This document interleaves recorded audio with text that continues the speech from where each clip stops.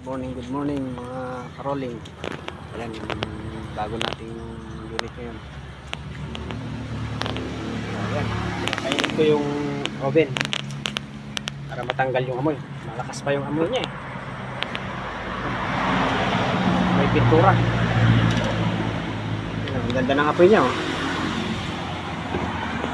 Ayan, ready na ready na sa pagluto bukas. Oven. Ayan. So yun pa rin, nilipat lang yung cover, stante at oven nung dating unit. Mukhang bago pa rin.